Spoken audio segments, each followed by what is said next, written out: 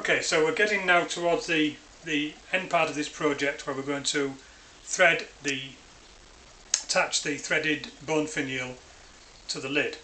We didn't put a thread on the lid, we made a push fit because that would stand a danger if anyone messed the thread up of ruining the project, but this of course could just be made a push fit finial if necessary. We're going to show you how to put a thread in to a piece of wood and onto a piece of bone, internal and external. Now, threads were very important for almost all of the objects that were made in Victorian times. They made, for example, here's an early form of multi-tool with a hollow in the handle to take the bits and a nice thread on this multi-tool which would have taken the tool in there in the end, tightening up the chuck, and very nice little tool that. You can use threads to attach dissimilar materials like this French needle holder, and in bone it was necessary to make the pieces in sections because of the shape of the bone. So for fine you've got a leg section to make this body of the bone. This one's a broken piece. We can show how the base was made out of the leg section, put on flat and cut out, turned. That's just the leg section. Then the stem was made from this shape, this side of the bone. The discs were made from the flat part. The body was made from the round part of the bone, obviously. Then you had another disc to cut and thread.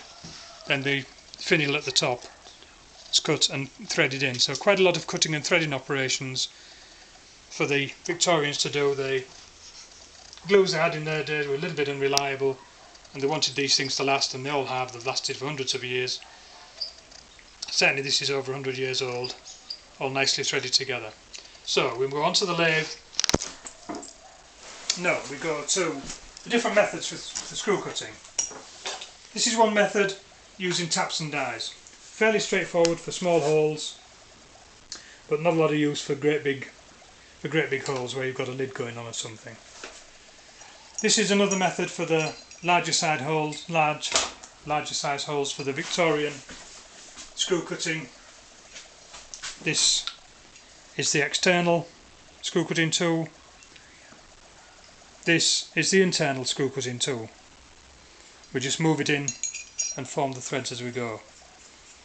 But if you're going to use a simple kit of tools with multi-purposes, we can form the threads with an undercutting tool like this with a point on there, and a tool with a point on for the external threads, and we just do it by eye. So now we're going to use this tool on the lathe to form the thread that's going to take the bone finial for our project. So let's just turn it up to, let's just drill out the hole to a suitable depth, turn the speed down. I'm going to move this round, move the tool rest round, get it in position,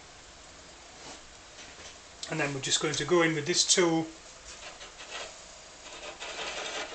and just form a thread. We're just moving the tool in as we form the thread. That's the thread formed now. So now we can turn the speed up a little bit. No, we don't need to. Turn it off and we can take it off the lathe. That was a fairly simple, straightforward operation. And we're just going to pop this off. The glue chuck. Remove any surplus glue, and we're ready to go on in the next video to make the bone finial to screw into there.